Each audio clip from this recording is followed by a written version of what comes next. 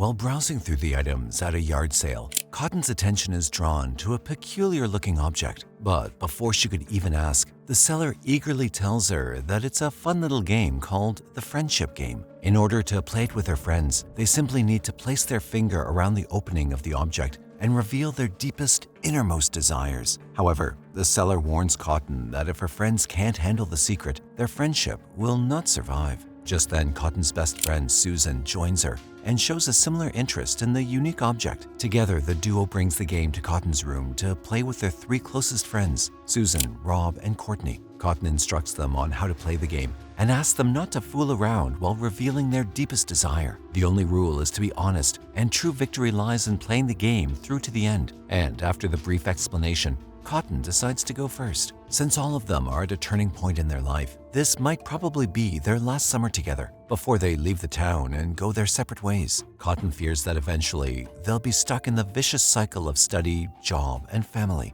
So her deepest desire is to break free from reality and escape the harshness of life. The next person is Susan. Knowing that everyone is leaving after the summer to pursue their career, she's heartbroken to be the only one left behind. So her deepest desire is to not let herself be affected by the eventual departure of her friends. Then comes Courtney. Despite her poor academic performance, she wishes to get accepted into her dream university. And lastly, Rob's desire might come off as ridiculous, but he desires to be good in bed. Meanwhile, unbeknownst to them, a teenager from the neighborhood named Kyle has hacked into Cotton's webcam and is watching the friends play the game. Kyle is a difficult kid to handle, often skipping his day camps, which concerns his worried mother. Occasionally, she asks Susan to keep an eye on him, unaware that Kyle has secretly been recording Cotton in her room. Right after the game, the scene transitions to a party where Cotton seems distressed upon not finding Susan and Rob. She tells Courtney that something's wrong and asks if she's seen the two of them. However, unaware of the situation,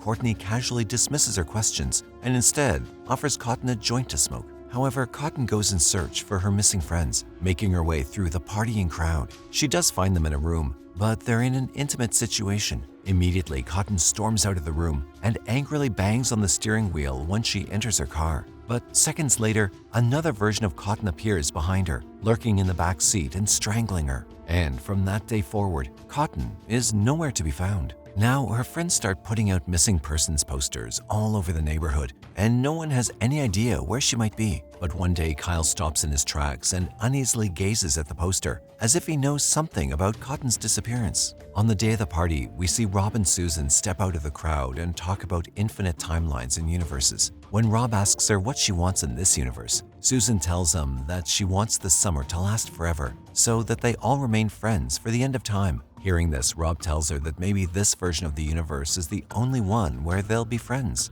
They then share a kiss, and later, the two go back to the party and passionately make out. However, Rob's condom breaks, and Susan rushes to the washroom to clean herself up. But strangely, while looking at herself in the washroom mirror, Susan sees the reflection of Cotton's room. And right the next second, she finds herself physically present inside Cotton's room, with the mysterious friendship game spinning in the air. And with this experience, Susan passes out in the washroom. The following day, a detective visits Susan's house to inquire about Cotton's disappearance. During their interaction, the detective discovers that Susan was arrested last year for drug possession. Growing up, Susan had a hard time dealing with the fact that her father abandoned them, and to cope with it, she got into an addiction. The detective asks Susan if she's still on drugs, but her mother defends her, saying that it was just for a short period of time. Lastly, the detective inquires if she was on bad terms with Cotton, or if she knows anything that might have made Cotton leave. And this question gets Susan thinking. Later, as they put up the missing persons posters, Susan reveals to Courtney that Cotton had always desired to leave their town, and she believes Cotton acted on that wish. However, Courtney finds it hard to believe that Cotton would depart without informing her friends. To support her disbelief, Courtney shows Susan the university acceptance letter she received earlier that day, which would never be possible without the mysterious object. But Susan dismissively remarks that Courtney is the only one naive enough to believe in the power of that stupid thing. Fueled by anger, Courtney confronts Susan, questioning whether she truly meant the things she revealed during the game. And in response, Susan insists that she genuinely meant it. Next, Courtney arrives home and is immediately greeted by the haunting sound of Cotton's voice. The presence of Cotton becomes increasingly intense, leading Courtney to imagine being stabbed by a knife. Suddenly, she receives a text message from Rob, who expresses a desire to talk about Cotton's disappearance. Later that day, Susan is at work when she hears someone calling out her name, and when she turns back, she notices a person's silhouette. Susan curiously follows the silhouette, and just then, a voice urges her to reveal her deepest, innermost desire. And without warning, Susan once again finds herself standing in front of a mirror. Like before, she's transported to Cotton's room, wearing the same dress she wore at the party. As she looks at the computer screen, Cotton's face gradually appears, asking Susan if her friendship survived. Right then, Susan witnesses her split stomach while blood starts dripping down. But she quickly realizes it's only a hallucination and walks out of her workplace in a state of confusion. Meanwhile, Rob is waiting for her outside. He's been trying to contact Susan to talk about Cotton,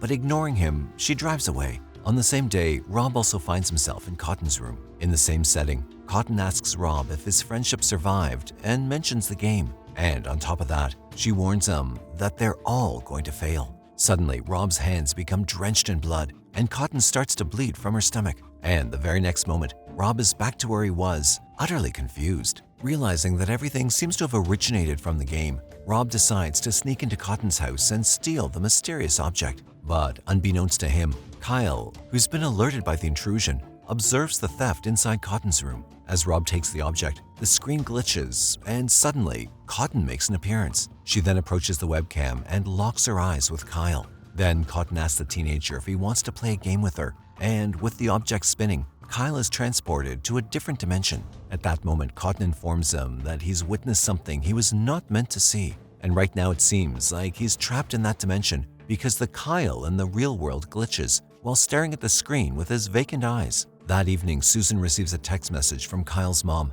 asking to babysit her son. Initially, Susan declines the offer, but Kyle's mom assures her that he'll be preoccupied with his computer and her mere presence in the house would be enough. And reluctantly, Susan goes to babysit Kyle that night. Later, Rob and Courtney arrive at Kyle's house to meet their friend Susan. As they chat, the two express their shared desire to uncover what happened to Cotton. And to do that, they convince Susan to play the game once more. While placing their fingers on the object, they all express their desire to discover the truth behind Cotton's disappearance. After a while, the object begins to vibrate, unexpectedly pricking Susan's finger and causing a drop of blood to fall. Shortly after, each of them receives a video footage on their phones, the footage from the day when all of them gathered to play the game, revealing everyone's deepest desires. Right then, Susan realizes that the game is providing them with a clue about Cotton's whereabouts. She suspects that the only person capable of hacking into their phones and sending the video is Kyle, the kid she's currently babysitting. So Susan tells Rob to investigate Kyle's computer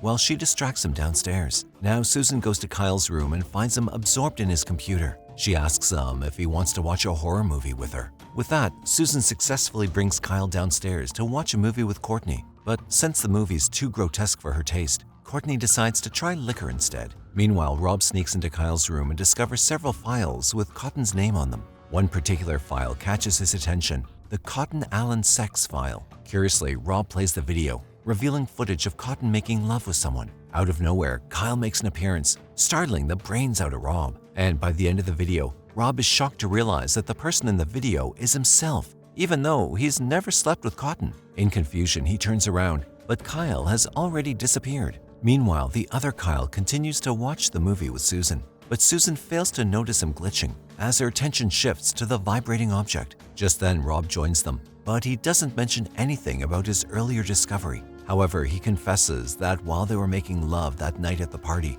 Cotton saw them. Rob claims that it might be their actions that prompted Cotton to run away. Hearing this, Susan questions whether Rob and Cotton were involved romantically, but Rob doesn't remember ever sleeping with Cotton. Just then, a scream is heard from the bathroom as Courtney sees Cotton's reflection in the mirror. Immediately, Susan and Rob rush towards the bathroom, with Susan shutting the door behind her, leaving Rob outside. Now, Courtney reveals that she had a moment with Rob towards the end of the party, which led to an intimate session. Soon, the girls find out that Rob used the same approach to sleep with both of them. Realizing that they're not rigid in their friendship, the girls talk about how they're failing the test miserably. On the other hand, Rob notices Kyle standing motionless in the backyard. When the kid doesn't respond to his call, Rob approaches him to investigate. But when he follows where Kyle is staring, he discovers Cotton's dead body in a small pond nearby. When he swiftly turns back to see Kyle, there's no one. Now Rob comes back running to the house, only to find out that he's been locked out. Therefore, he climbs up and sneaks into Kyle's room,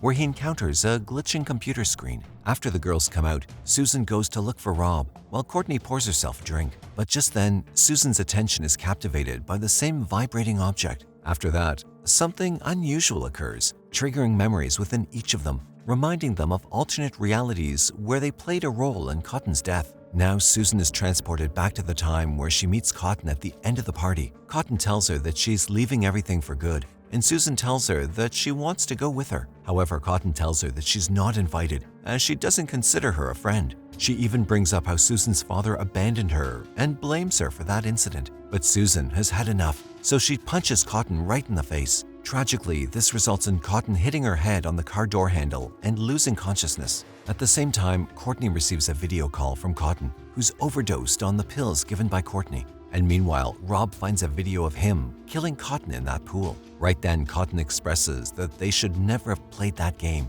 because every version of their reality ends with her death. Moments later, a bloodied Rob desperately pounds on the door. Courtney hastily opens it, only to be stabbed by Rob. Meanwhile, the voice originating from the imposter Kyle informs Susan that they failed the friendship game. Right then, Susan manages to escape, but she witnesses the glitching Rob brutally digging at Courtney. With great effort, Susan climbs upstairs, but Rob has already caught up to her. He then attempts to stab Susan, but she desperately begs him to stop, reminding him that they're best friends. Hearing this, Rob stops in his tracks, but Cotton appears from behind him and blames Susan's innermost desire for the unfolding tragedy. Now, as the object spins, Susan and Cotton find themselves transported to another dimension. Susan expresses her fear that Cotton has abandoned her, much like her own father did. For this, she hated her dad, but assures Cotton that she doesn't and will never hate her. Furthermore, Susan apologizes for letting her down and reaches out her hand towards Cotton. Then the two girls find solace in each other's arms, comforting and embracing one another. Just then, the timeline changes, and they're once again back to the yard sale. And, just like in the beginning, Cotton becomes captivated by the mysterious object. The woman tries to sell it to Cotton once again, but Susan scoffs at her this time, declaring that they need no such game to test their friendship. And as she pulls Cotton away from the stall, Susan turns back and witnesses the woman glitching. As the four friends gather around the car, Cotton asks Susan about her deepest desire. Joyfully, Susan tells them that her wish to stay with her friends has already come true. And with this, the friends drive away together. In the final scene, two middle-aged women approach the seller observing that freaky object. And, following her routine, the seller tells them about the friendship game, mentioning that it costs only $10 to try it out.